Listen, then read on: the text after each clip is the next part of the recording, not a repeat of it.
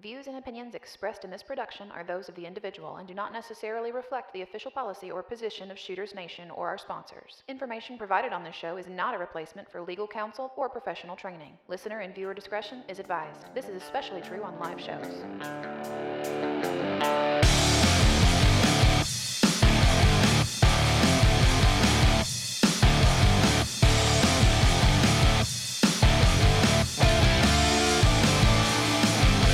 Welcome to the Shooters Nation podcast, the show created for you, the armed citizen. Join our hosts and subject matter experts as we talk about guns and gear, practical training and knowledge, Second Amendment issues, and the firearms culture.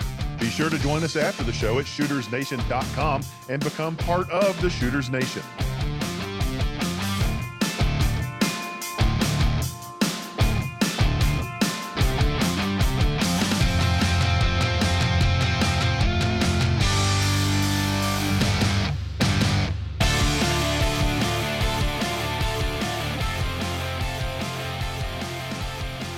Everybody, welcome to the Shooters Nation podcast. What is the Shooters Nation? You are. That's right. You are the Shooters Nation. And this is the only talk show on the internet that was designed specifically from the ground up for you, the everyday armed American citizen. If you like what you're hearing on the show, we hope that you'll support us. You can do that in several ways. First, you can subscribe to us on whichever app or channel you're using to listen to this podcast. Become a patron at patreon.com/shootersnation. Share us with your friends. And last but not least, we hope that you'll connect with us after the show. The hub for all things Shooters Nation is shootersnation.com, and that's where you'll find links to all of our social media and the full catalog of our shows, complete with supplemental information. Supplements. It's like we should be selling things in bottles, supplements. So I'm your host. Have you got the mic open? I just heard an echo over there. Are you like opening your mic prematurely? I heard an echo. That's disturbing. No premature mic opening. There's the supplement for that. I'm trying to. Don't do it. I think I need to wear shoes when I have to have this button pushed. Nope. Premature mic opening supplements are available for sale at shootersnation.com. Don't open that mic prematurely. Signing off. Don't do it. I'm your host, David Yancey, and co-hosting with me today is my pre-mic opening wife, Sandy. This is kind of becoming a recurring thing lately. Theme. And that's fine because some weeks ago, it seemed like this is actually the only time that we get to talk to each other about grown-up things without little kids interrupting. And that's fine. There's a supplement for that also. Right? Can I talk now? I guess. I don't know. I mean, you like all over that foot pedal opening the mic. So knock yourself out. It's like you got something to say. Do it. I mean, I was just going to say hi. Like, you're introducing me. I feel like I should say something. You're just like chomping at the bit. Like, you were ready to say hi before I even welcome people to the show. You get to leave the house and talk to grownups all day. Like, that little bit of interaction I get with you every day is the only adult interaction I get. So, yeah. I can't even do that. Like, I try to call you on my drive home and talk to you, and that's interrupted. So I'm aware. Yeah. All right. Yeah. Okay. Life with toddlers. Yep. So you can go ahead and left the mic, left the foot pedal. That's how this works. You left the foot pedal, then there's no echo in this little studio of ours. Okay, so there's actually more to you being on this episode than us actually being able to interact with each other. So, folks, if this is the first Shooters Nation that you've ever listened to, awesome. We're glad to have you. Mark's not here today. He had a really busy schedule, which is crazy because, like, if you listened to him last time, he's like, "Hey, it's August and my schedule's slowing down." Nope, wrong. But go back and listen to our previous episode after this one. It's not important that you listen to it first, but you really do want to listen to it after this, just to get the full context of things. But to bring you quickly up to speed, last episode, Mark and I talked about the tragic spree killings in El Paso, Texas, and Dayton, Ohio, which both occurred within 24 hours of each other during the first weekend of August 2019. And we talked about some of the political crap storm that always starts brewing whenever these things happen. And we also doled out some fast advice to make our listeners safer. At least we hope that it made folks safer. Sandy, you and I had some conversations both before and after Mark and I recorded that episode. And I really felt like they were things that needed to be talked about here on the show. So that's what we're doing today. Yes, that's what we're doing. That's what we're doing. Yeah. Can I talk?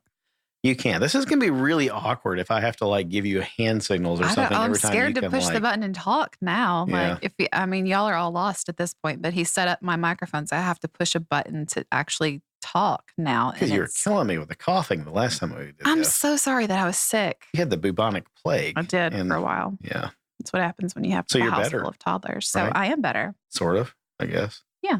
I guess as far as I know, for the like 2 hours a day I see you, I guess you're fine. I'm You're as fine well. as a sleep deprived stay at home Okay. mom can be. All right. You know, Pregnant stay at home mom. Yeah. yeah. All the How things. did that happen? Because I'm never home. hmm You managed to find some time. Somebody did. All right. Well, so the title for this episode, I had some fun with it. And like I had like 5 minutes because I said, I really want to go ahead and record something. And I had a couple of ideas of what I wanted to talk about, but this one just kept coming back up. And so the title for the episode, Lifestyle Changes of the Woke AF. And I'm abbreviating, right? So if you don't know what AF stands for, you don't know what that stands for, on social media, ask a teenager. It's not polite. It's as F. And F isn't a polite word. You know the word. Ralphie got his mouth washed out with soap for saying it on A Christmas Story. Fudge. I really want to start watching Christmas movies now. Thanks. Right? We talked about this at work the other day. Our team, apparently they rent out the theater up the road in Franklin, and last year they watched Christmas Vacation. That is amazing. I looked at my watch and like, here it is in August. I'm like, it's about time for my wife to start watching that movie. So if you would put them back on Plex, I could start. Not happening. not this early in the year, right? But it's fine to quote it, but we're not going to start watching it yet. So anyway, I don't feel like I need to spell out or say the word for anybody, but woke is F. That's it. Lifestyle changes of the woke is F. And if I'm explaining what that means, dear God, I guess I have to explain what woke means for some of our listeners. I hope not. But if your teenager's handy still, go ahead and embarrass them more. They're going to roll their eyes at you a second time. But woke just means you're aware. Your eyes have been open. You were blind, but now you see. And so what does that have to do with anything? Sandy, you knew what woke mean. I mean, you laughed when you saw the show title. Yeah, I'm not completely in a cocoon. I still have the internet with my You're toddlers. So You're down with it. I don't think I'd go that far. You know the young slang that these kids are throwing these days, right? No. No? You routinely teach me new things that you've picked up on the internet. That's because memes and the internet are great. And they keep you young. Terrible. They're great. Yeah. All right. So what does that have to do with anything?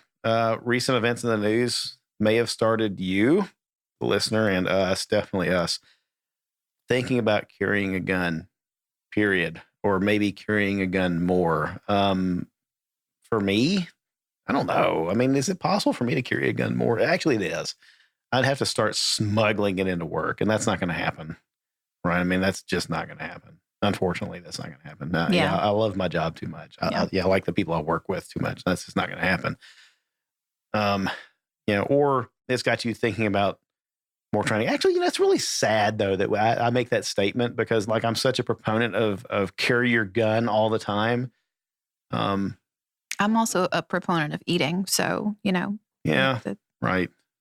There's very few employers that would let you carry a gun to work unless you're like working security for them, and then they don't pay you anything. So, right. And I mean, and that's sad too. That it is. We it's that we find we it trade- that unimportant. right. We trade our safety, our personal means of protecting ourselves for that. But we trade off everything else for that too. We trade the ability to sit around all day and watch cartoons for money.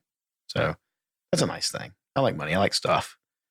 Yes, you do. We've all seen your Instagram feed. I like breathing too. So yeah, breathing and living and whatever. So, yeah. All right. So anyway, recent events in the news, they've got you thinking about carrying a gun or maybe carrying a gun more or maybe getting more training or different kinds of training like medical training and things like that.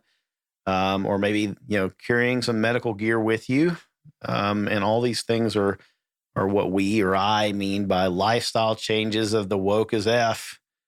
And these are the things that you'll start doing, or maybe you already do, because you're now seeing the world for what it is, and you're seeing past the nice people that you surround yourself with, past the hood of your car. If you're sitting in traffic, we kind of think that when we're sitting in our car in traffic that I'm safe. I'm in my car. Nobody can get to me, right? That kind of creepy looking guy standing on the corner when I'm sitting here in my car at the stoplight. He can't hurt me. He can't get to me. I'm in my car. Got this glass and this metal between me and him. I'm safe, right? Or the pissed off driver next to you that you just flipped off and cut off. Yeah. You're not safe from him either. I may only do one of those two things in traffic. I'm pretty sure there's video evidence of the opposite. Only one of those things. On general principles, I have video of our daughter in the shopping cart, the race car carts at Publix, repeating what you say in traffic and telling me to cut people off, slow people. So I'm proud. Yeah. A little tear of pride.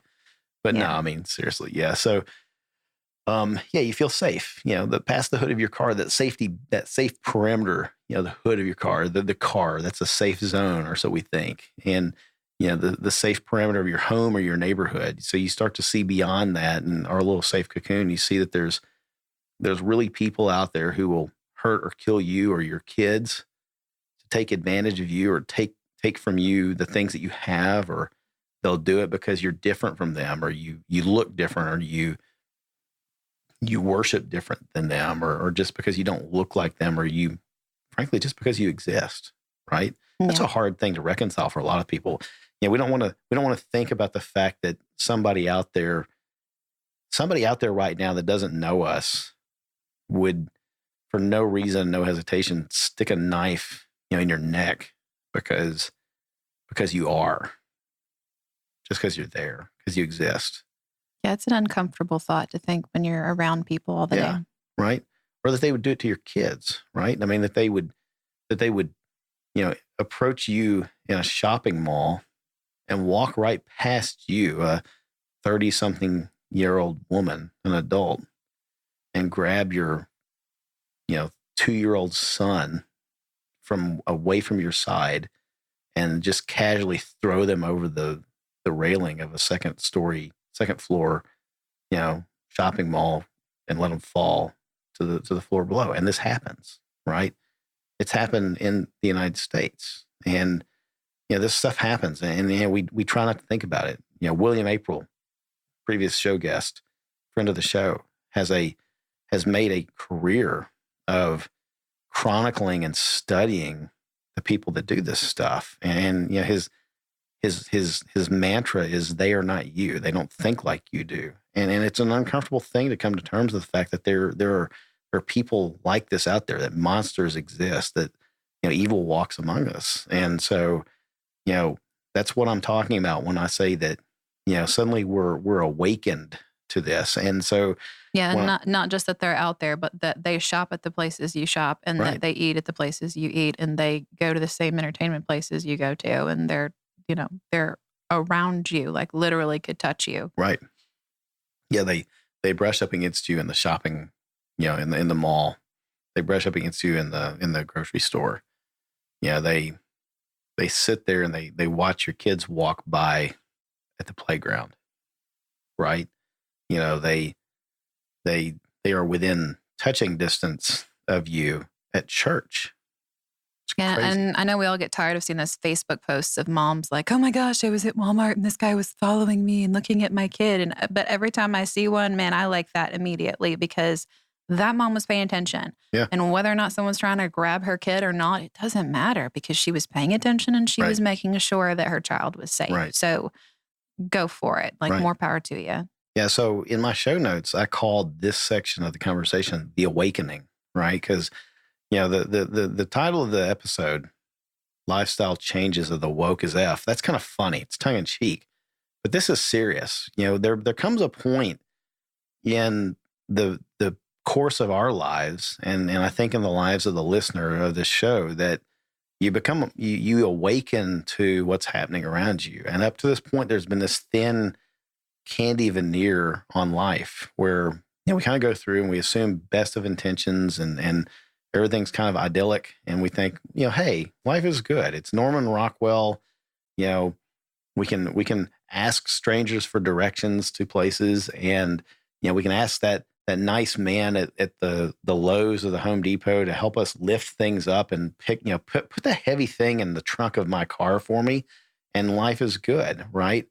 But then there's the other reality where when you ask that guy to do it, and he's like, "Sure, little lady," and then he clubs you over the head and throws you in the trunk of your car and takes you off to a deserted area of town and has his way with you, and then kills you or something crazy like that. And it sounds like, oh my God, that escalated quickly. Sure it did, but you're on the 10 o'clock news. Just to be clear here, I'm totally fine if you want to load my car for me, because that just frees up my hands so that I can reach my gun faster.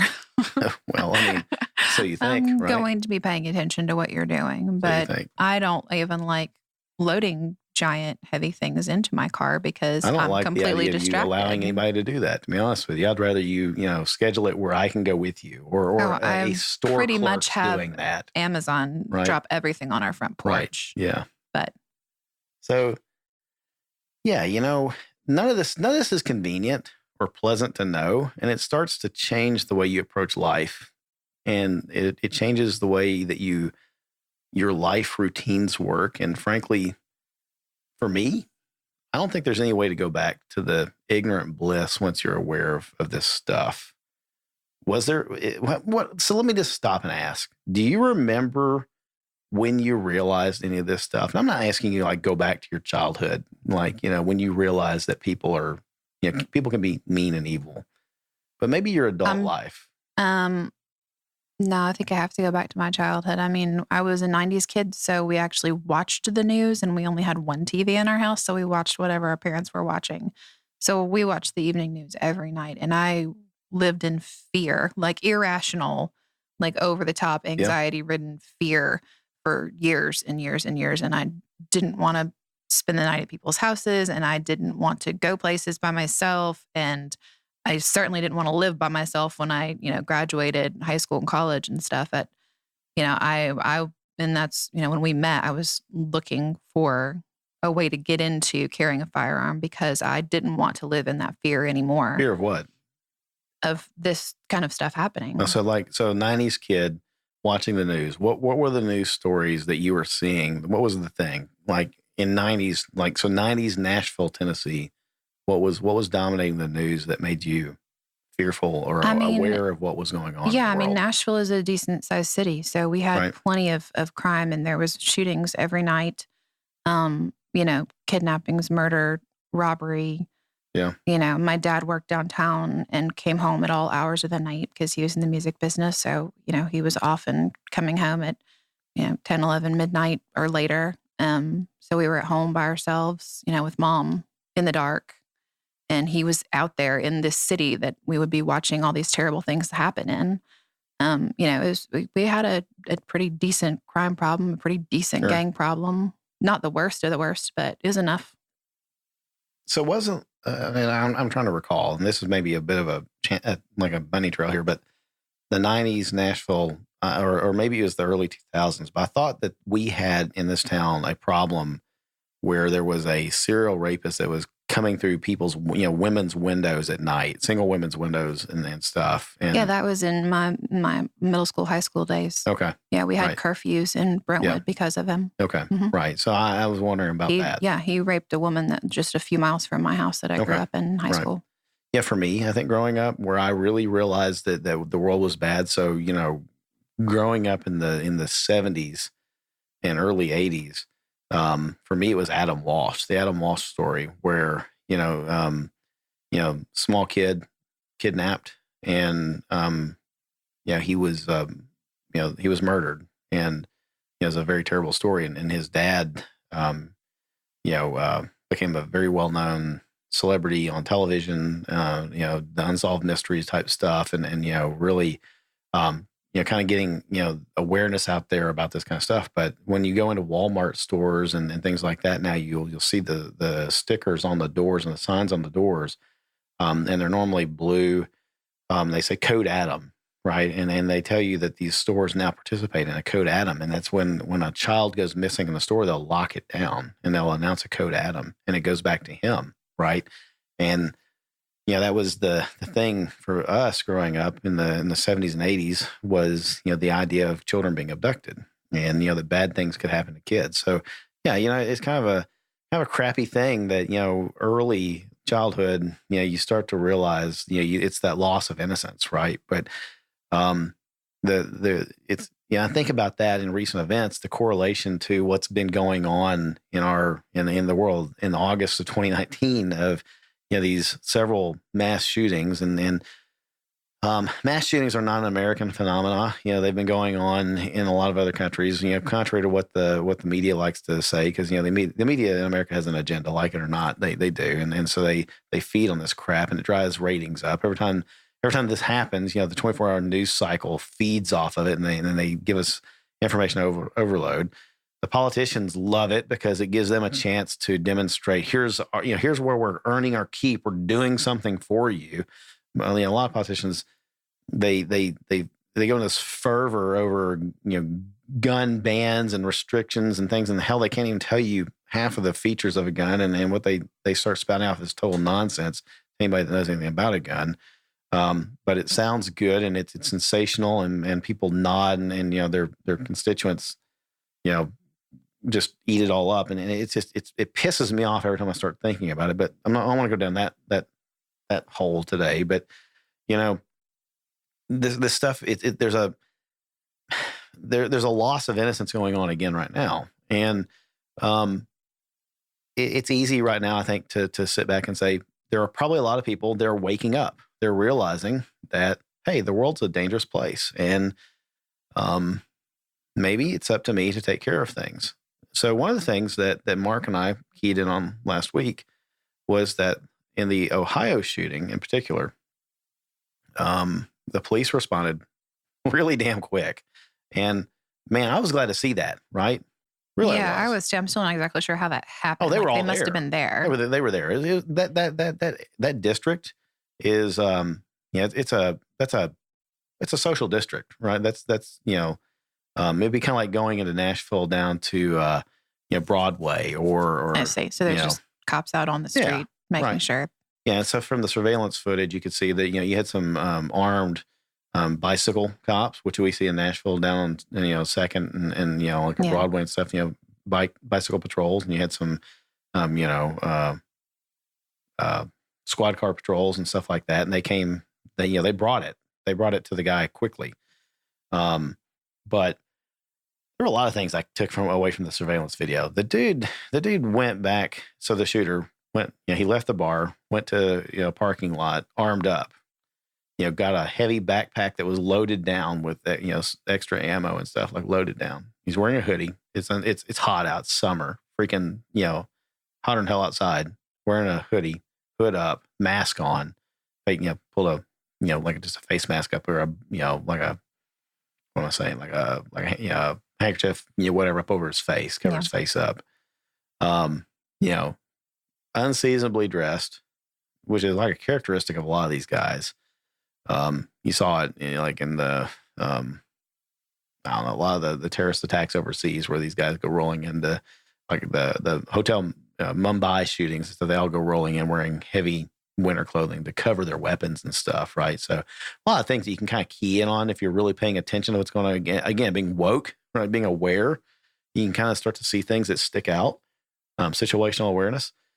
But anyway, he goes arms up in the trunk of his car or whatever, in parking lot. Comes back with a backpack that's clearly loaded down, heavy, loaded down. You can see it in the surveillance video with his AR pistol. And walks by people. So you have to kind of suppose people walk by this parking lot and see this guy arming up, and nobody said anything, or did they? Did the cops just not respond in time, or maybe that's why they were there that quickly? I haven't really heard yes or no about that. But then he walks up and shoots his sister. She's one of the first ones that he shoots, and then a couple of others.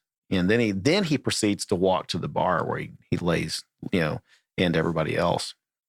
But in the 30 seconds that it took, for the police to engage and kill him. Killed 9, and I think injured. I think the figures were 14 others. Injured 14 others. Directly injured 14 others. So that's a lot of carnage in 30 seconds. 30, and the police were right the hell there. And for me, first of all, big respect for the police. They got there and they took care of business and they took him down. That's exactly what you want to see. Fantastic job to them, by them. But secondly, 30 seconds, that much damage was done.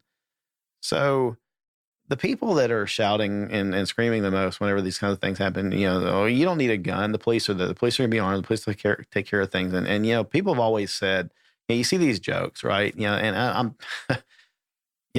it's like, instead of 911, I dialed 1911, because, the cops will be there, in, 10 to 30 minutes, whatever, whatever the joke is. 30 seconds, 9 people dead, 14 others injured directly by the shooter. 30 seconds. We're not talking minutes. We're talking in less time than it took me to think of this stupid joke, right? Yeah. I mean, it would take you 30 seconds just to figure out what was going on and duck. Right. That's how much time you had. Right. So yeah, I mean, clearly in my mind, there's a strong argument right there for you being your own first responder. And, man, I just, that's it. Right. And, having a plan, having situational awareness, carrying a medical kit, 30 seconds. And so the other thought that I had, after the episode that we did with Mark, or that I did with Mark, was in that case, 30 seconds with a person who comes up on a street like that and with a gun already produced, if you've got your back to them, your number may just be up, right? So there's we're going to get into this, kind of putting yourself in certain scenarios and certain surroundings where you forfeit control of the scenario, of the surrounding, and you forfeit some situational awareness. You may just, your number's up, right? But if you're not the guy that's got your back to the person with the gun that comes up and has the jump on you, 30 seconds is still enough time to access your weapon and do something about it. 30 seconds is quick for a cop to get there, but a lot of the pistol drills that I shoot at the range and even qualifications for state armed guards in most states, it's like 5 seconds to get your pistol out and deliver shots on target. 5 seconds, right? If a person had been there and had been armed and had been able to put rounds on target with this guy in 5 seconds, how many lives would have been saved, right? And I know that's a dangerous bit of Monday morning quarterbacking, but I think it's also very dangerous to not ask ourselves these questions. And that's why, again, it's kind of that awakening, of, hey, let's learn something from this and not repeat, mistakes in the future. So I asked you about when you remembered, or if you remembered when you realized this stuff and you became more awakened to the dangers of society and whatever. I think it's kind of helpful to think about where awareness came from. And you said that your awareness came from news, the news, seeing what was happening. So that's third person awareness. Bad things didn't happen to you. You just saw bad things happening in society. Right. Mm-hmm. For some people, though, it's first person awareness. It's first person experience. We've had guests on this show that have talked about they were survivors and they vowed, I will not be an easy target again. Right. It's impossible to vow, I will never be a victim again. None of us can vow that. Yeah. We can't guarantee that. We can try. We can try. We can make ourselves a very hard target, but somebody might still get through. We can just vow to not be an easy target. Right. So moving on to the next thing, lifestyle changes of the woke as F. Lifestyle changes. A lot of folks go straight to guns and gear, especially on podcasts like this, because it's fun to talk about, right? But you might be surprised at the order in which we're going to talk about things here on this one then. I want to talk about the risk versus reward thinking. So last show I talked about the risk benefit analysis, and that's kind of fancy wording, I guess. I think people understood what I was talking about when I said it, but it might be even simpler to just call it risk versus reward. Sandy, let's talk about that some and how it's evolved in our lives as a couple over the past few years. Because I think that's easy to relate to for us. It's also, I think, the thing that some people might find really difficult, right? Because you kind of run into that, right now, the stick in the mud. If you're in a relationship, especially if it's a dating relationship or I guess even marriage, you got one person that wants to go out and have fun. Let's go have fun. Let's go do the fun stuff and go to the fun places with the fun crowds.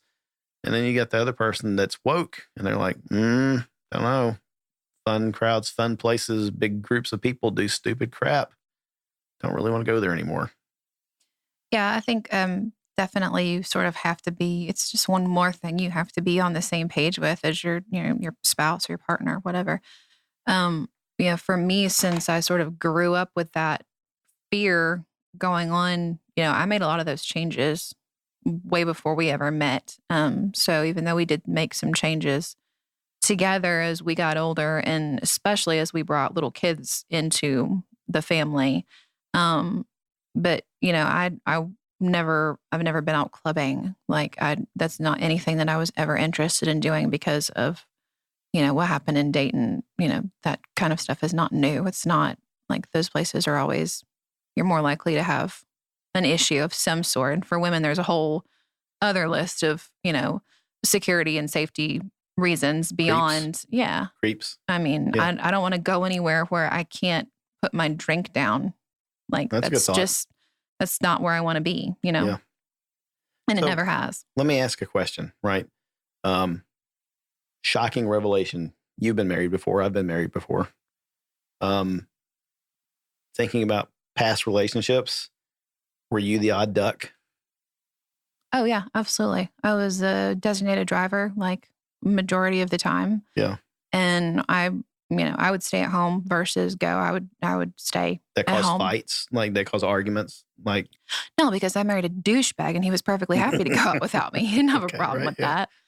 So he was points for me. No, he was fine when I, started working nights, and then he had 4 nights a week that he could go do whatever he wanted with no excuses. But no, I didn't want to participate in that. So I would go to smaller things like at restaurants or at we had a couple places where it was just pool tables. Right. And that was a very small environment. It was just more like a restaurant. Right. With pool tables instead of dinner tables. So, that I would do occasionally. But no, I was perfectly happy to sit at home and not do that stuff. Yeah. I mean, so, I was married before and it caused fights, right? Because I've always kind of had that same mentality. There definitely have always been places that I wanted to avoid because of the people that I knew would be there. And not necessarily specific people, but just the types of people that would be there. And the possibility. Yeah, the possibility of friction, of confrontations, of just, voiding the PG rating on the podcast, of dealing with assholes, right? I mean, right.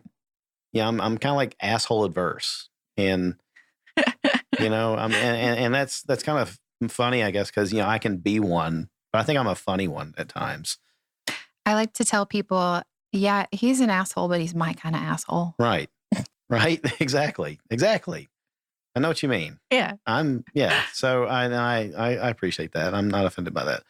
But yeah, I mean, it had caused fights because, they'd be like, hey, I want to go do this stupid thing. And it was never advertised like stupid. I want to go do this stupid thing. I want to go do this thing. It's right. fun and this exciting. Popular place or concert or whatever. Yeah. This crowd of people. It's going to be awesome. And I'm sitting there going, there's going to be a lot of drunk, stupid assholes there that enclosed in a small space with 4 exits for the 4,000 of you. Yeah. Right. Yeah. And, that sounds like a really terrible death trap of an idea. And I'm not going to do it. And it'd be a fight because I'm paranoid and I'm stupid and, whatever. And then, lo and behold, within 6 months, something like that's on the news and people are dying or dead or whatever. And, there was never any any vindication. And of course, I'm also the kind of guy that's not going to take the high road. So I'm going to point at that on the news and go, see what I'm saying? Yeah. Right? I can't imagine why that relationship didn't last. Yeah. That's okay. It worked out.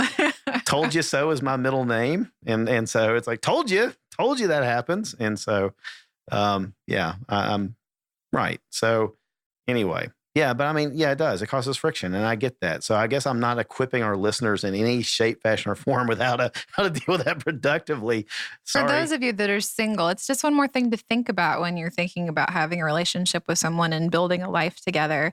And it's not just, is she comfortable with my gun? Did we just start turning into like a relationship advice podcast? This is terrible. I don't know. I'm just thinking back to like our dating episode we did back on Valentine's Day. Tactical relationship advice from the Shooters Nation podcast. I mean, it's a thing. This is ridiculous. We've got to get off of this. Stop. Okay. I need to start talking about shooting people. We need to start talking about like the ballistic qualities of the thoracic cavity so I feel better about those who life. shoot together stay together. Yeah. So activities that we avoid, places that we go, places that we go, boring places like quilting parties apparently is where we go. Like, no, not really.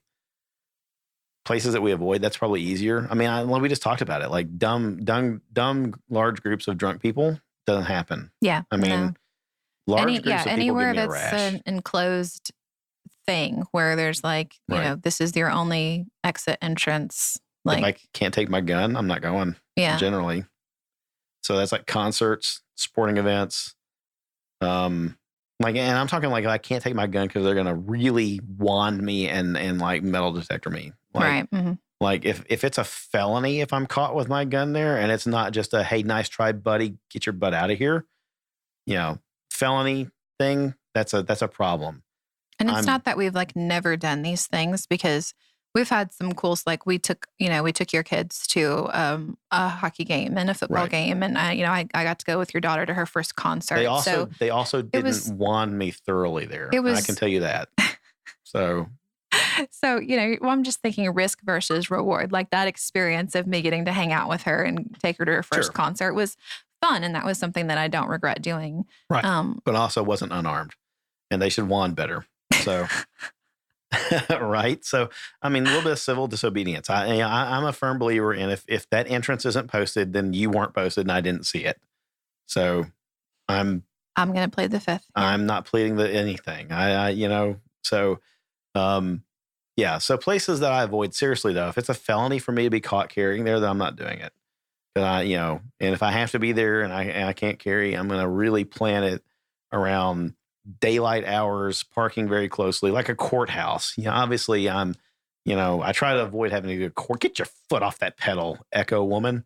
Sorry. Yeah, but you know what I'm saying. I'm going to try to have. Yeah, I was just going to add, like when I took your daughter to the concert, we arranged where you would drop us off and pick us up so that we wouldn't have to be wandering around looking for our car at midnight in downtown Nashville. Right. Amongst the crowds of people. So, we had a plan. And so we did do things to, help minimize some of the risks that could occur. That's true. Yeah. So those are definitely places that we avoid, activities we avoid. Also, I think the risk versus reward thinking in today's society, and this is kind of silly maybe to have to admit it or to even address it, but keeping a low profile online and out in public. So here's what I was thinking about here.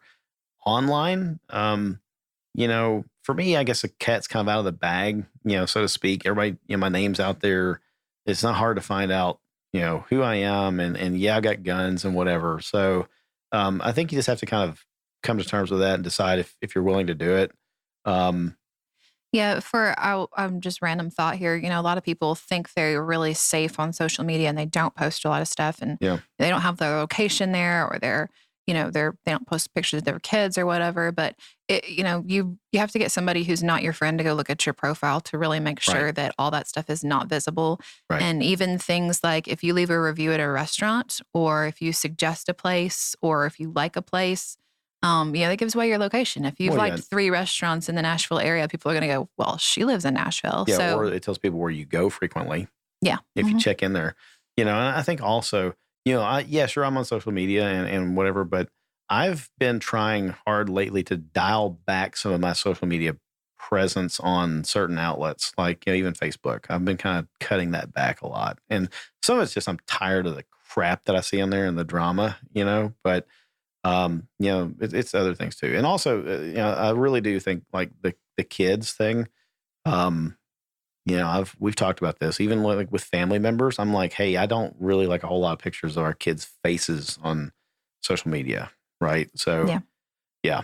So anyway, that's that. And out in public. And, yeah. I mean, I would just want to add, when we're talking about kids too, it's a whole new world when you're alone with your kids and where you go and how, all the things you have to think about as far as keeping them safe and accomplishing whatever task you need to accomplish. Yeah. It just makes it more complex. So for we're me, gonna get into that. Oh, we're gonna change. We're right. definitely gonna get into that. All right, I won't talk anymore then. If you I'll take my foot off the button. Yeah, if you'd read notes and pressed the foot pedal less, you know that. But that's cool. I did read the notes, no, but they're long, and I can't say that I really remember where we're going in this conversation. Right. So fine. All right, I'll just stop. We're there. Yeah. And like the low profile in public, I think also, some of that is just, the risk versus reward. Think about the way you dress, right? I mean, if you're going out for the night on the town and you decide, hey, now's the time I'm going to throw on my, $6,000 worth of gold jewelry and designer whatever the hell it is you're wearing, people are going to notice. People are going to look. The guy that is looking for a quick, easy smash and grab, he's noticed you. He's watching you. So, I think sometimes, discretion is the better part of valor. For me, granted, I know that sometimes you dress for the occasion. If you're going to a nice restaurant, you're going to dress nice for it. But do you really have to wear the $10,000 worth of heirloom jewelry or the $30,000 Rolex watch with all the diamonds and crap in it or whatever? It's that, right? Or, dress like a Blackwater operative with all the, death before dishonor shirts and Yeah, I was going to say that. Yeah. Right. It's Super sort of the opposite for guys sometimes. Right. Yeah. Sometimes they dress like that and it's like, hey man, you kind of look like you're inviting a fight. So, yeah. Yeah, absolutely. Yeah. And you're the first one I'm going to take out if I'm there to cause harm. I don't know that that's as much of a problem as people think it is. So if you look like you're carrying a gun and I'm a like super savvy criminal guy that's looking around, so here's the thing that's interesting about that. Most of these dudes that come shoot up places, from what we've seen in surveillance video, we talked about this on the last episode. They're so tunnel vision that you could probably walk up behind them and smoke them and they'd never notice it, which is an interesting thing. It's really interesting to see how they act on surveillance video. Yeah, I mean, and right? they tend to stop when they encounter any sort of resistance. Yeah, there was a thing that another quote that I was trying to remember and I missed it last time. These shootings typically the first gun goes silent as soon as it encounters the second gun.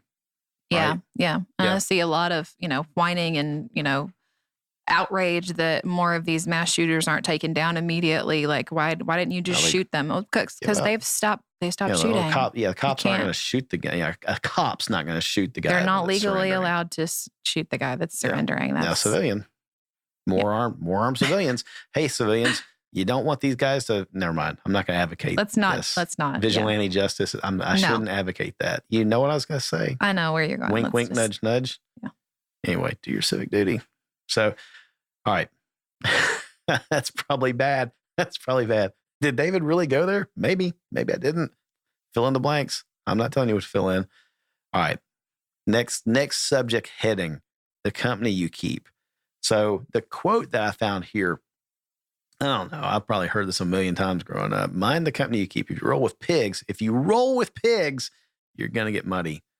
You ever hear I've never heard that in my life. Heard that? It just goes back to like how different our upbringings were. With your family was all military and police background, and mine was, musicians. So really, my grandfather, he had a million sayings for everything. It was great, really great. I mean, this is the same man that used to tell me, he was kind of like, suck it up.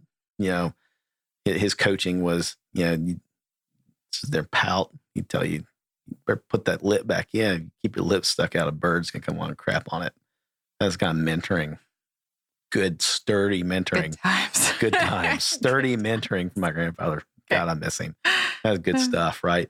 Yeah, but if you roll with pigs, you're going to get muddy. And basically, the idea is, you surround yourself with bad people, bad things happen, right? So the question that I had here is, do the people that we surround ourselves with invite problems into our world? And so this is maybe a little different than the 2 mass shootings that we had the last 2 weeks in August. But there are events that have this. So if you're hanging out with a bunch of drug dealers or a bunch of idiots that like to buy drugs from drug dealers, guess what?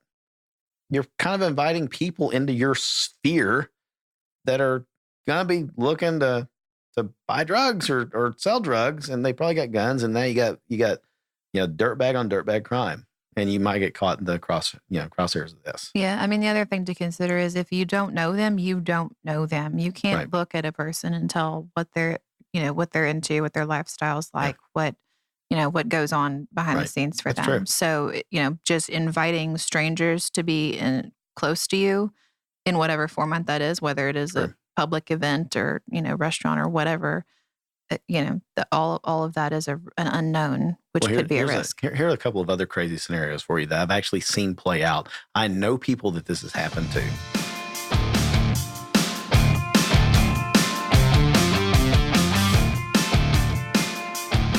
Hey folks, David here.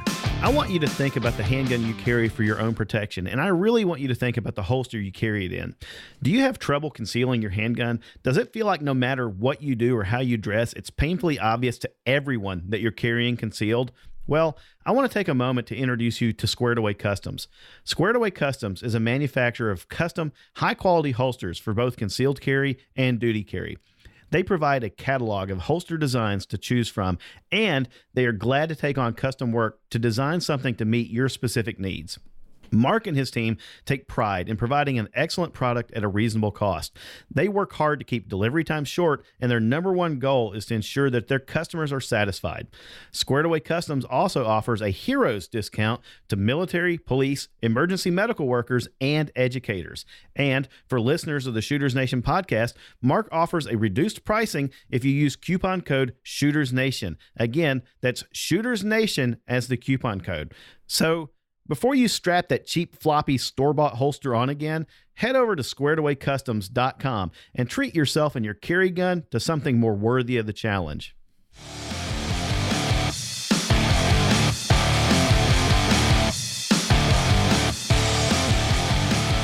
Here are a couple of other crazy scenarios for you that I've actually seen play out. I know people that this has happened to. Okay. First scenario. Dude brings another, friend over to his house. That friend kind of scopes out the place, sees how nice his stuff is. That guy and a bunch of his friends show up later, hold him, home invasion, right? They bust in the door and beat the hell out of the guy and steal his stuff and whatever else. Armed robbery, kind of home invasion. That's bad. That's bad. It all happened because, one guy's friend brought a stranger into the house. Oh, he's cool. Yes, buddy of mine. We're coming over, play poker or something else. He's cool. He's all right. He's a good guy. Wrong. I don't know you. That's how we met. Were you a little afraid that night that I was going to come back and break into your house? That's why I never let you leave. Security, right? So, the other thing that I've seen happen is, if you got a friend that, for a fact that he or she is involved with a married person, a relationship with a married person, guess what? Sooner or later, that married person is going to find out. There's nothing more dangerous than an estranged married, lover, that kind of thing going on. Gets violent, gets dangerous. So the people that we surround ourselves with definitely can invite problems into our world. So we got to be careful about that, right? Just basic common scenarios that people don't think about. But if you have a bunch of people come over and so and so brings their significant other over, and that significant other actually has a husband or a wife, could be problems. Don't want that.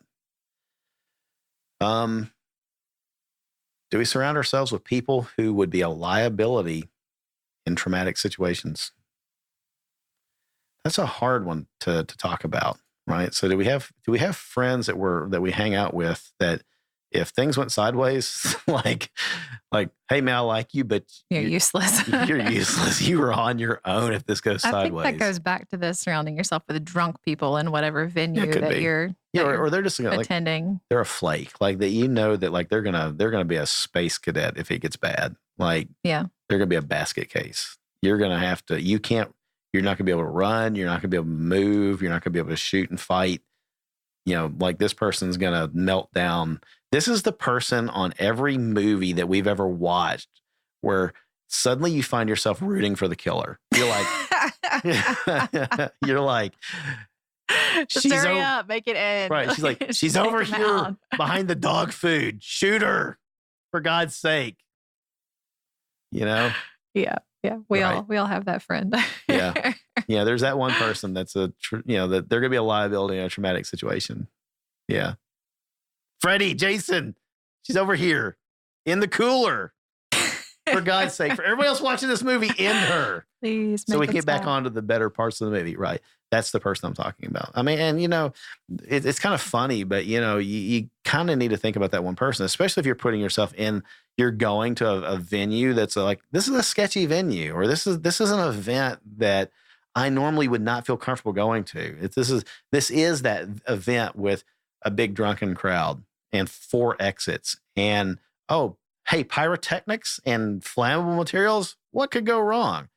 But if I'm having to deal with, Bobby the space cadet that's going to lose his crap mentally when things go sideways, that's a liability, right? So I'm factoring all these things in, and I'm probably going, hey, you know what?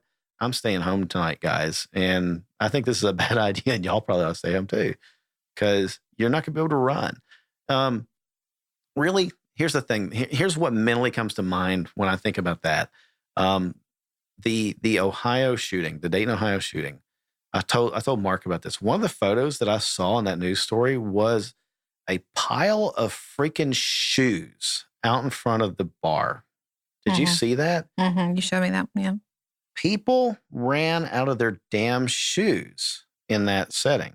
Right. And I don't know, is it like a thing? Is it a style thing now where people are not really tying their shoes, or like, because I remember like in the 80s for a while there, like people were kind of like just loosely tying their shoes, or they kind of knot them up or whatever, like sloppy. Like sloppy was in style. Right. Is that a thing now again? Not tying is a thing. Yeah. Not tying is a thing. Yeah. Not that they're like, not the 80s loose, like, hanging off. Like they thread the laces very neatly, but there's no knot at the top. You just slip your feet in and out of those shoes. And then, of course, women are all wearing, heels and stuff that couldn't run in if you wanted to anyway. And I mean, come on. The smart ones took off their shoes if that was a girl. And maybe that's it. Maybe some of these folks, they were kicking them off because they knew that's they smart. Could move faster without them. And so maybe, but still, if you're running across broken glass or debris or whatever, now you're like. Die Hard, we all learned from him, Right. Yeah. So, I mean, tie your damn shoes, people. Tie your shoes. Tie them up. Tie them up. Yeah. Boots are good, ladies. Go in boots. Right. They zip. They stay on. You can move. Yeah. These boots are made for running. So again, people just think about that kind of stuff, about liabilities in traumatic situations, and try not to be the liability. I guess equip yourself to not be the liability in a situation like that. And if you're going to go out on a night on the town and it's going to be a crowd of people, and your guy or your girl comes walking out wearing flip-flops, slap them and send them back in the house and say, put in your shoes and lace them up and tie them. And when you come out, it's like, when your daughter's getting ready to go to prom and you make her do the bounce test and like make sure nothing pops off the top. I want you to do some jumping jacks. If those shoes come off your feet, you're going back inside and you're putting on some shoes that don't. So anyway. I mean, it's not always people that you have control over too. I mean, I definitely find myself looking to see who's between me and the exits wherever, even if we're just going out to dinner or whatever. I want to know who's going to be in my way when I'm heading for the door, because you can see those people and go, yeah, they're not moving anywhere fast. They're not going to be heading for the door quickly. Right. That's right. And they're between me and the exit, and that's a problem. Right. It is. Or do we surround ourselves with the kind of people that you'd want beside you when the stuff hits the fan, right? And so you may not have that choice, You may not have those kinds of friends, but maybe you start making those kind of friends, or maybe you start equipping your friends to be those kind of people. Maybe instead of, going out for mimosas with the girls on Sunday, you say, hey, ladies, let's go take a pistol class. Let's go take a, medical class. Yeah. Stop the bleed class. Mm-hmm. Yeah, exactly. Right. And so for me, that's the kind of stuff. That's the kind of people that I do want to be around. Right. And that's probably why my circle of friends is so small, but whatever. Yeah. Well, we have kids. They get rid of all your friends anyway. So. That's true. And I guess, the final question I had in here is, what kind of person are you? Gut check. What kind of person are you, and which kind of person do you want to be? And if the kind of person that you want to be isn't the kind of person you are, maybe put together a plan to figure that out, to shore it up, to fix it. Mid-year's resolutions. Right. Yeah. All right. Next section, the mental game. So I feel like I'm going to do a lot of talking here. So Sandy, just unmute. This is pedal permission. I get to talk. Yeah, Yay. you'll just have to jump in and when you want to. But so we've talked a lot about mindset on this show in the past, and you hear about mindset all the time in the self-defense training material and the self-defense training world. And a lot of guys and trainers treat mindset like it's the Force in Star Wars. It's kind of like it's this mysterious thing. And I was listening to the Carry Trainer podcast the other day, and the host Mickey Shook was interviewing Craig Douglas from ShivWorks, and they were talking about mindset, and specifically that mindset is not a verb. And basically the joke was, if you're on your back and a 300-pound dude's on top of you kicking your ass, you can't mindset him off of you. It was a legit point. It cracked me up, right? So what is mindset? The way I look at it, mindset's an established set of attitudes. In other words, it's having made up your mind how you're going to react before something happens. It's your mental inclination. It's your belief, your predisposition, your mental pre-programming, if you will, your grit. We like that word. Reminds me of your dad. Grit. Yeah, it's a good one. Right. Your grit that's going to drive you to get stuff done when your body and the situation and pain and chaos and everything else going on around you tells you to shut down and curl up in a ball and give up. Right.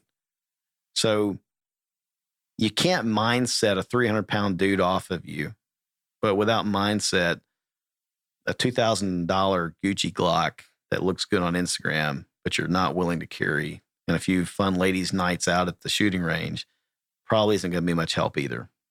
Right. So I guess the point that I wanted to make in the mental game section of this talk is that you need to spend time getting your head right now while it's safe, while you're in your safe spot at home or in your car, which we've already talked about. It really isn't a safe spot, right? But you need to find your why, and you need to find this is going to sound stupid maybe, but you need to find your inner warrior now before you have to. You need to get in touch with that, the Neanderthal part of you that's willing to do harm to another person before they do harm to you. William April talked about having made up his mind that there were lines that he would not allow to be crossed before he would resort to deadly force.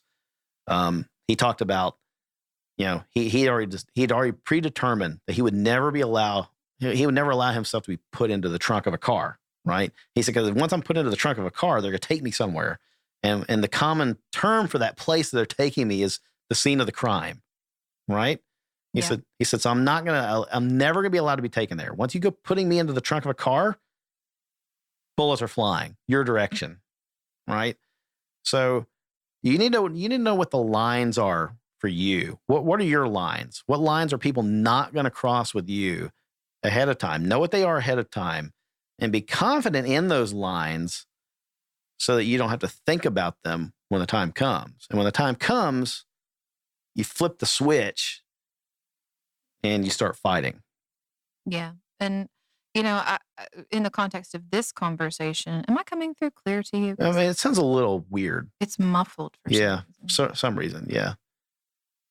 I don't know. Maybe it's the pedal. Did you have you offended the pedal? I don't know. I don't know. I'm trying to. So that sounds better. Okay. I think I just needed to switch feet. My right foot was getting tired. I don't know how long we've been talking now. Anyway, in the context of this conversation, part of, I've talked before about this. Part of my mindset is not having to use my gun.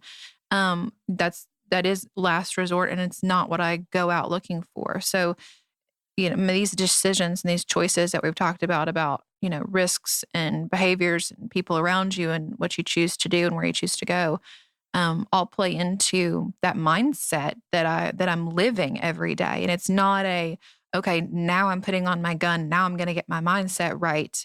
It's, it's just an attitude that I go through every day with, and, constantly evaluating that risk and, my safety and my kids' safety, and, choosing to make good choices for us based off of that mindset that I have. Yeah. Yeah. So I think 2 cents. Right. And I think that, from that perspective, right? So mindset for me doesn't mean, I've made up my mind that I'm going to shoot someone. Right. Mm-hmm. And so that's not it. I think mindset has to be that you resolved yourself that there are parameters. There is a line when you've given yourself permission to do it. Yeah, definitely. Right. Mm-hmm. And you have to know what that is ahead of time. You can't be in the moment of, this guy is stabbing me. This guy's raping me. This guy is trying to, throw my kid over the balcony of this mall to crash onto the concrete 3 stories down. Is now the time to do it? That can't be the time that you're making that decision, right? And I think that's what's really valuable about, the stuff that William April does, where he puts scenarios out in front of people like like on a weekly, if not daily basis, where he's showing people these terrible things that people are capable of doing. And it's not shock value, and it's not to desensitize you, but he's doing this kind of stuff to like show you, here's a scenario. What would you do? Where would your line have been? Right. And I know I'm like talking about him a lot, but for some reason, it's not for some reason. It's really relevant to this and to this conversation, because he even said, there's a great way to do research every day in your newspaper. Pick it up, look at a story. There's your research. What bad thing has happened in your local area? Turn on the internets. Look at the news. What bad thing has happened? Where would your line have been? Where would you have drawn the line? What would it have looked like? How far would you have been, willing to allow somebody to go? And it's that thing where you start to build kind of a library of a decision matrix that says, okay, if this happens, I'm going to do this, right? And so, the point here is that we don't have to consciously think about this crap, because if you're consciously thinking about it, too much time is being wasted, right? Yeah, from a scientific perspective, the more that you're thinking about these things, the faster those connections become in your brain. Like Right. Literally, the stronger, thicker, faster those connections become. Right. And you are capable of making a decision faster if it's something that you've spent time thinking about and meditating on and paying attention to, than if it's the first time you're having to make that decision in the middle of the moment. Sure. So you will physically get to that decision faster if you do some prep work and prepare yourself on a regular basis, not just like one time, like, am I going to start carrying a gun? Okay, I have to make this decision now. It's something that you need to think about all the time to keep those connections fresh in your mind, to, increase the speed at which you're able to process, respond, and, actually act. Yeah. No, so people listening to this might, if they're not gun people or whatever, they're like, you people are nuts. You're lunatics. You're going to think about this so much. No. You do this if you're learning to catch a baseball. You go out in the field and you have somebody throw it at you. And for the first, couple dozen times, you have to think about, okay, I've got to run to the ball. I've got to line myself up underneath. I raise my arm. I open the glove. I line up. I catch it. Minute adjustment. Okay, I've caught it. I clamp down on it. I've caught the ball. And you do this over and over and over and over and over until finally it's automatic, and it just happens. And it happens very fast. You do this when you're learning to swing a bat at a ball. You do this when you're, how when you're learning to dry fire and you're learning to draw a gun and present in the house and index on a target, you anything that you do repetitively. Yeah, I mean, even just learning to read. If you've ever taught a kid to read, it's okay. I'm pushing the button and it's just not working. Your button sucks.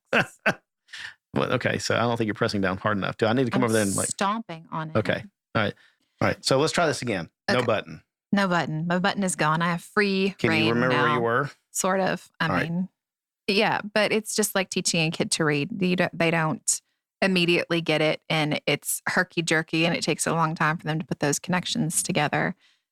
Years even to build a really strong vocabulary and fluidity in that thing. So it's every aspect of our life. I mean, if you are a parent, the first time you brought a kid home and just sort of looked at it for a while going, oh, what do I do with this? I have to keep it alive. What do I do when it cries? Everything is like that. So this is no different than any other new circumstance that you encounter in your life. And you have to give it that sort of seriousness when you approach the subject too. It's not a flippant choice of, oh yeah, it's a right, so I'm going to strap on a gun. That doesn't get you anywhere. Right. Yeah. So mindset in the mental game, it comes with, it's huge. It's an investment. Mm-hmm. It's not just something that like you say, okay, well, I've got the mindset now. Right. I mean, you create that. Yeah. You may have an innate seed of that mindset of, you're just naturally wired to be competitive and to be kind of a survivor. But, I was thinking about this the other night. There's a difference between being a survivor and being somebody that's just naturally hard to kill, right? Or just, maybe not naturally hard to kill, but somebody that makes themselves hard to kill. Mm-hmm. A survivor is somebody that has gone through an experience or goes through an experience. Really what I'm hoping that people do here is they create in themselves or make themselves somebody that they avoid. Mm-hmm. I don't want you to have to go through it to survive it. I'd rather you avoid it, right? If at all possible, right? Mm-hmm. So I think that's important. So, okay, moving on. I don't want to move on yet. No, I think it's more important than being. I mean, not more. It's equally important as being proficient with your weapon and having the right gear and everything, because how many more times are you going to not pull that trigger? You're going to make those decisions way more. If you go through life constantly pulling the trigger, that's your problem. That's an interesting thing. Well, not necessarily a problem. I mean, so you could be in law enforcement and you could be in law enforcement in a very dangerous... You can still be a problem. Well, you could be in a very dangerous city. I think there are some people who need to die. Their part of their mindset is dialing it back a bit and not being so quick to the draw. But. Yeah, perhaps. But I mean, there are some very well-known, documented law enforcement gunfighters that were just in tremendously dangerous jobs. Yeah. Narcotics types jobs or very dangerous, parts of New York City and things like that. And by this, I'm talking like, 15 gunfights and stuff like that. I'm not talking like, 30, 60, 100 gunfights. That's like unheard of. Yeah. Right. But, 15 gunfights for a law enforcement officer. That's way more than I want to deal with in my lifetime. Right. Yeah. But, anyway. Yeah. Okay, you can move on now. In other countries, maybe more, right? I mean, that's true. Other countries, Mexico, mm-hmm. The good cops, the good ones in Mexico, could be in a lot more than that. Mm-hmm. And that's wow. Anyway, all right, moving on. So the next section, the physical game. So people come in all shapes, sizes, ages, and physical abilities. And so like it or not, these things have to be factored into the decisions that we make if we're taking our safety and the safety of others into consideration. So yeah, sure. There's things that we can and we should do to improve our individual levels of physical ability, but there are also factors that can limit that as well. Sandy, I think the point that I'd like to make here, or the points that I'd like to make here are several. The first one, improve the things that you can improve. Exercise, lift weights, do cardio, take some sort of martial arts training that's actually geared towards fighting if you can. By that, I'm talking Krav Maga, Jiu-Jitsu, things like that. If it's karate, taekwondo, things that are not actually, like force on force, contact-based fighting. If it's just purely competitive, it's probably not going to do much good. I'm talking like, really combative fighting martial arts. Probably a good thing to invest in. And I mean, you do what you can too. I mean, if you have the ability to go to a one-time, and you do what you can too. So, I mean, if you have the ability to go to a one-time women's self-defense training, then do it, because that's something you didn't have before. You may not have the ability in your budget or your schedule to go to a weekly jiu-jitsu class, but if your church is offering this, once a quarter, take them up on it. Go do that and do what you can. Right. So I guess, the important thing here is people may depend on you, even if it's you. So improve what you can improve. And I get that, there may be limiting factors, and I'm just going to say that there could be limiting factors. Everybody's got their own a limiting factor somewhere. Yeah. Right. But do what you can. Don't say, oh, that's not worth it. Like, it is. Just take the time and go do it. And, if the limiting factor is just, your current situation and you've got some control over it, start chipping away at it. For me, it's been for the past month, get off my ass, get out of bed early, get on the rower, go after it for about, 20, 30 minutes. And, I've seen a change. I know there's a change. I can feel a change. I can see it in clothes. I can feel it, in stamina and, the ability to, run up and down stairs at work multiple times a day and not, lose my breath. I can, silly things, very noticeable things. Can I go up and down the stairs and have a conversation with somebody while I'm doing it? Right. Are they winded going up and down the stairs having conversations? I'm not anymore. That's fun. So that kind of stuff, right? I'd say one thing that's super underrated is sleep. I mean, I can tell after 6 years now of being sleep deprived, I can tell such a huge difference when I get a proper amount of sleep versus when I don't.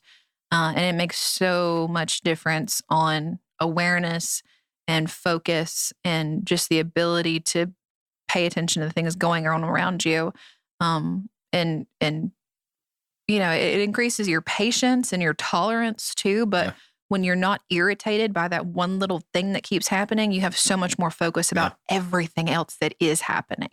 So sleep is important. Kids will kill you. They do. They start from the very beginning. Kids try to kill you. I know. I think that's probably the leading cause of death among adults is children. Really, sooner or later, if you think about that, if you really truly think about it, generally speaking, kids outlive us. That's true. I mean, there's a scientific correlation there. So I've also noticed that, for me, ditching soft drinks, drinking a lot of water has helped.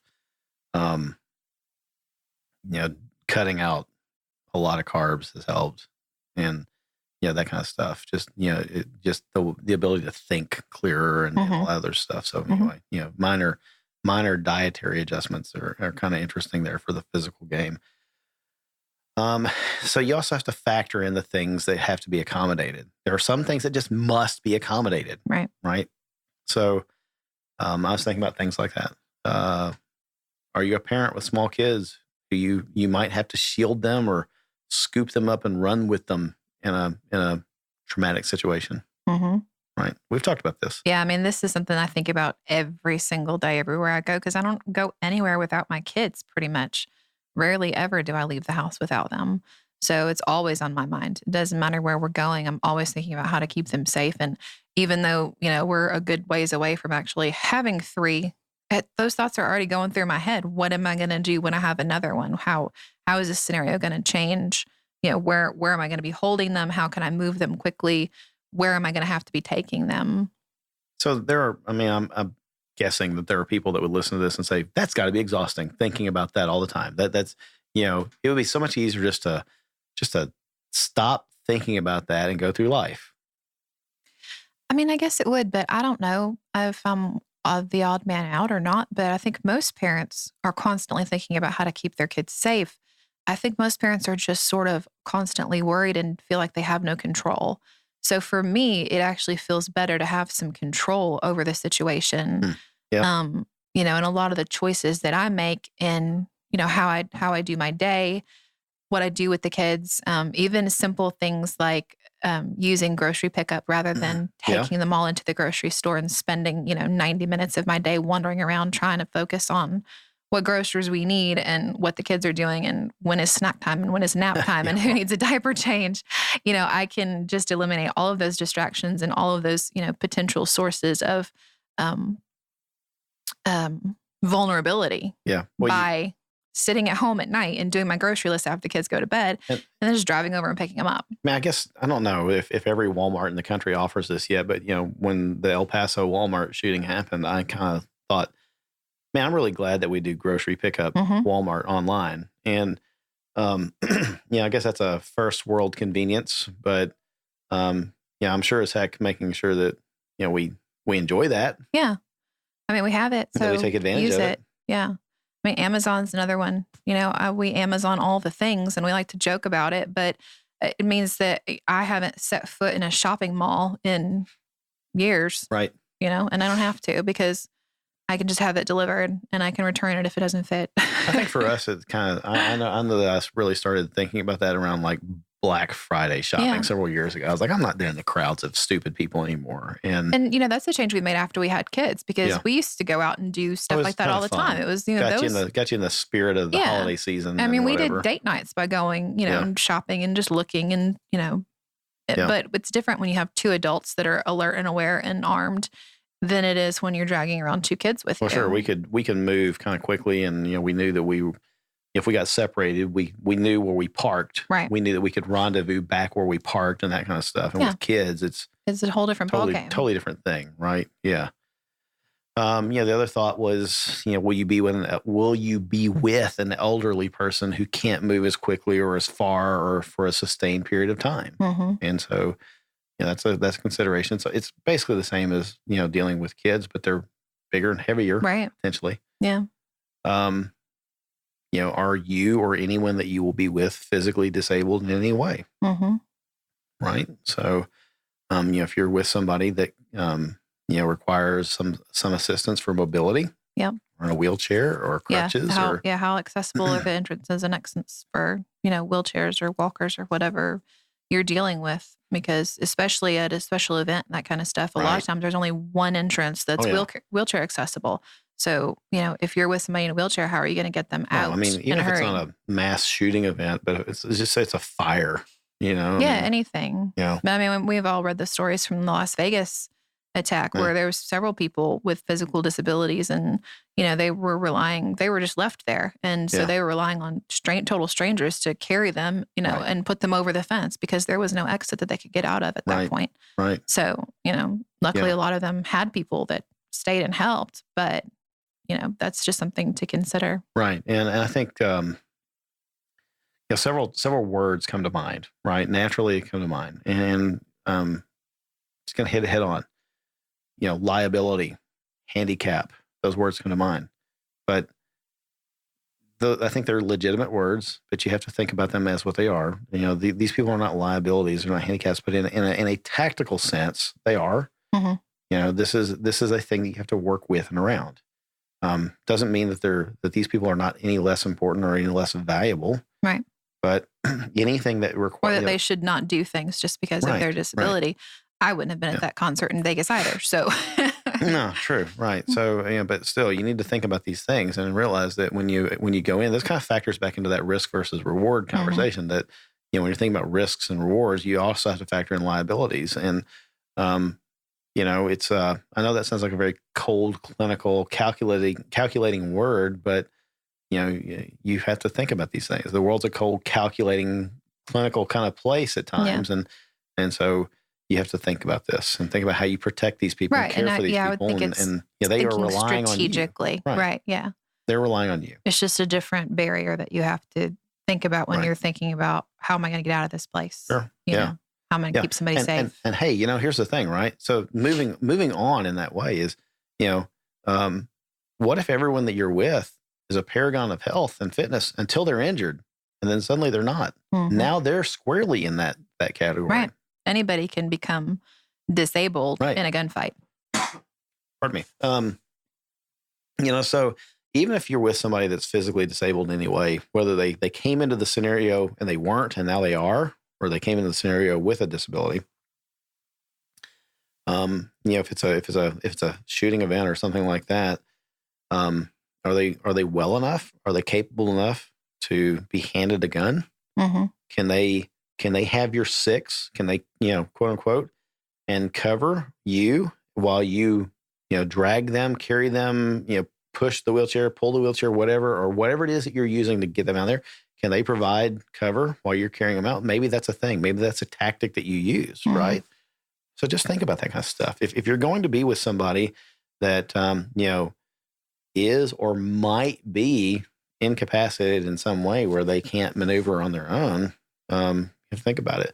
I've seen SWAT teams do this where they do wounded man drills and the man, not man drill like a thing, but they'll do a wounded man drill exercise where they'll drag the individual by the body armor, but that individual will still have their rifle or their handgun, and they're still shooting or they're providing cover while they're being dragged, and that's a thought, right? Yeah. So anyway, along that thinking, think ahead, have a plan, know how to move with people who are not as fast or as able as you might be, and how to fight around them and defend around them.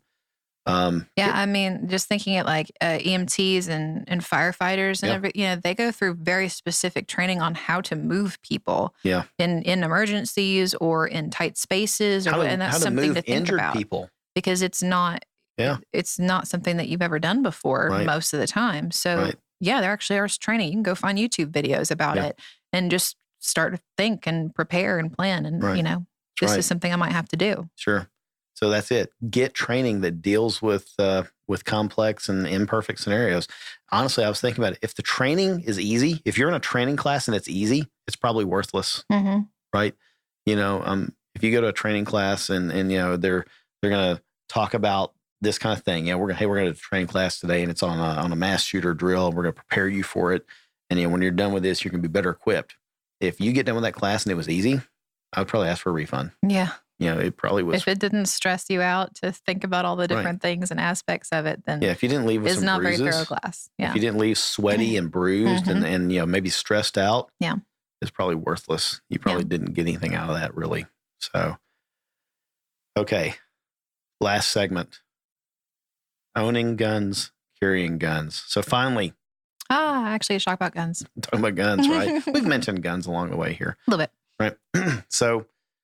For 59 episodes now, we've ended each show telling folks to be safe out there. And every once in a while, I've played with the recipe a little bit, and I've told our listeners, if you can't be safe, be dangerous. And last episode, I think I finally snapped, and I said what I've been wanting to say all along. Right? I told people, I said, just carry your damn gun. Be a mass shooter's nightmare and carry your damn gun. And It felt good. It felt right. But there's a lot of other intent behind that statement.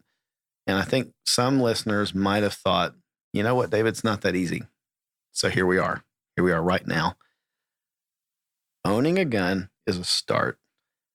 But unless you never leave home, you've got to take it with you. Right?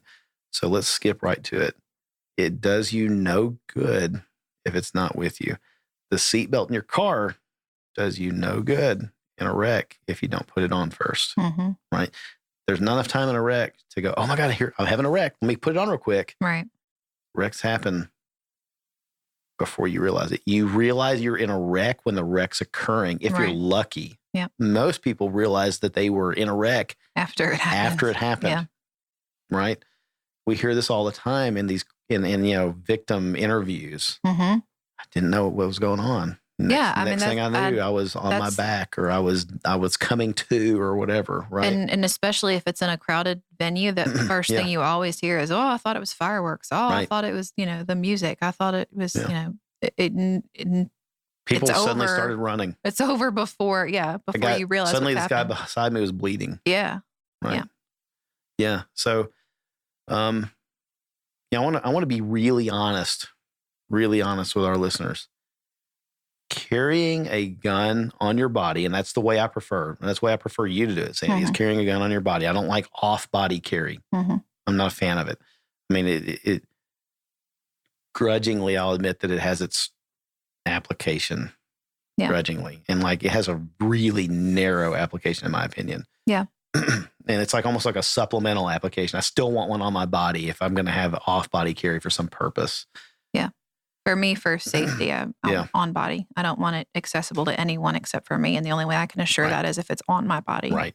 And I want to be able to get to it on my body. Like even in my car, I want it on my body. I don't take it off and put it, anywhere else. Right.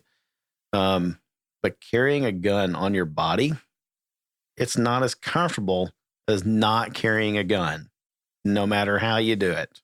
Okay. Appendix carry, inside the waistband, outside the waistband, small of the back, which is a terrible idea. Butt crack carry, ankle carry.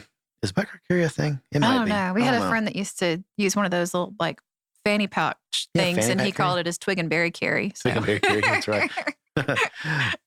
Ankle carry, whatever it is, sticky holster, not sticky holster, gummy holster, sweaty holster. I don't care what it is you're doing. Just put it in a holster. It's not as comfortable as not carrying a gun. Absolutely. Right? Yeah. We minimize the discomfort by using the best gear that we can find. And we tailor it to our body type, situation, and our needs. But at the end of the day, we're attaching somehow, we're attaching approximately 2 pounds of metal and plastic to our bodies somehow. So we're going to be aware of it. Yeah. To some degree or another, we're going to be aware of it. That 2 pounds sounds like so light. When you put it on, it feels heavy. It sounds like it. It feels heavy. Right. I mean, and if you're a 1911 guy, you're it's like 17 pounds, right? It's like 25 pounds of 2 shots and a bunch of jams. And you got to carry that bottle of lube with you because it can't run dry. Look, I've got 1911s and they don't jam, and I love them, but they're just I like my Glocks more. But anyway, I really do like my 1911s. I need to take them out and shoot them more often. I like to shoot 1911s at the range. They're just so heavy. They don't carry enough ammo. No. But I'm thinking about 2011. Right? Oh, stop it! No, I really am thinking about that. We're not going shopping on this podcast. Go. So, the thing is, it's not as comfortable as not carrying. And I made a comment, and Mark's made this comment before. The weight of a gun is lighter than the weight of regret, right? Ooh, and that's profound. It is, right? I mean, I think should listen to your show once in a while. we say smart things on this show. We really do. But you've got to get over it. You've got to get over that discomfort, that little bit of discomfort.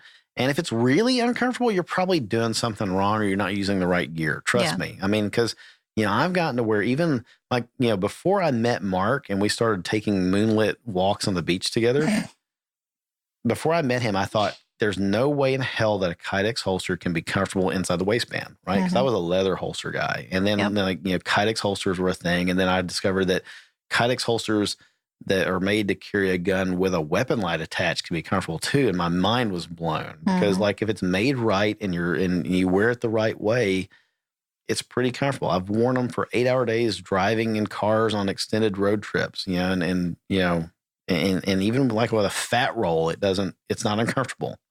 Right. You just got to get over the fact that it's going to be you're going to feel it a little bit. And you gotta find a way to physically carry it on your body that sucks the least. And you got to do it every day, everywhere that you can, and just do it. Right? Find a gun that works for you. Shoot it as often as you possibly can to become proficient with it. Dry fire it every week at home, every day if you can, to become even more proficient with it. Take as many advanced fighting pistol classes as you can afford, as often as you can take them, to become even more proficient with it, like beyond the handgun permit class, because those are worthless. They get you the ticket, they get you the permit, but they're not useful for like teaching you how to actually fight with it. So you want to go take some advanced training as often as you can, as many times as you can, from as many different people as you can to learn a variety of things to become more and more proficient, and carry your gun, right? Carry your gun, invest in it, take it seriously, treat it like your life and the lives of the people that you care about depend on it, because someday, and we hope that that day never comes for you, but someday your life or their life just might depend on it. Any closing thoughts, Sandy? That was such a like deep, well thought out thing. And now I have to like off the cuff, just add to your masterpiece there. It's pretty awesome. I mean, I almost went full Jocko Willink on that. My voice isn't quite deep enough, but I almost went Jocko on that. You can pitch shift it later. I'll pitch it. I mean, the only thing I want to add is that you are worth it. Your family is worth it. You're worth the time. You're worth the investment. Your safety is worth it. So don't think that just because you're a single person or just because you're a mom or whatever your excuse is, that you're not worth taking this time, or that you're not worth defending, because your life is precious, and it's worth it. And it's worth the hassle. It's worth it. It's worth the discomfort. It's worth the inconvenience. It's worth the lifestyle changes. Mm-hmm. It's worth the weird looks from your friends. It's worth the snotty comments from the people that don't get it. Mm-hmm. It's worth the am I paranoid kind of thoughts that you're going to have occasionally. Mm-hmm. It's worth the choices of not going to the big outdoor drunken festivals with all your friends. It's worth making the choices to avoid places that when you pay attention to the news, more and more often they're becoming targets, right? It's worth boring nights at home watching cartoons or whatever it is that you do. It's not boring. It's worth ordering pizza and staying at home and drinking a beer or drinking some water or putting on some music, putting on some Barry Manilow and getting out your gun and clearing the mag. Not where I thought you were going with that, but okay. Clearing the mag and put on some Barry Manilow and light some candles. I thought we were going back to couples therapy for a minute there. Light some candles and some Barry Manilow music and do some dry fire, right? Do some dry fire. Spend some quality time with you and your Glock and some or you're not a Glock. Hashtag not a Glock. And some Hops number 9. The sweet aroma of Hops number 9 and your Glock and some Barry Manilow. Don't drink the wrong glass though. And just do some dry fire and get to know that gun. Make it one with you and get to know that gun, right? Okay. So that's it. All right. So any closing comments? Anything else? That's it. That's plenty. That's it. That's plenty of it. You and Barry wrapped it up. That's I mean, you can get some Luther Vandross if you want. I'm good. Good. I'll get Kevin Dixie on. I bet he and I could talk about some Luther Vandross and I don't think that would hit our G rating. I think you would hit explicit content. All right.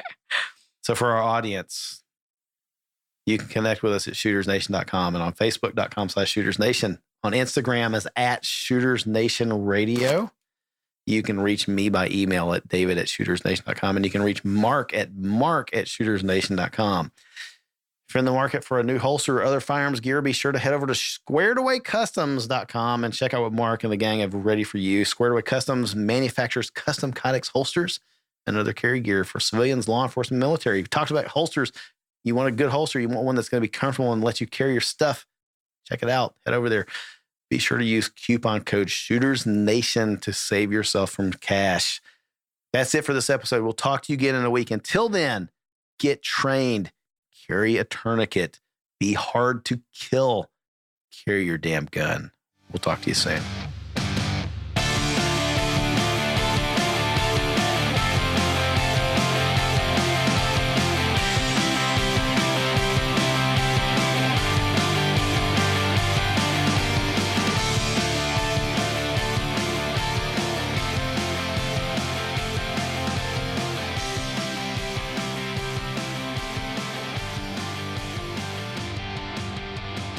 The preceding segment was a production of the Shooters Nation podcast.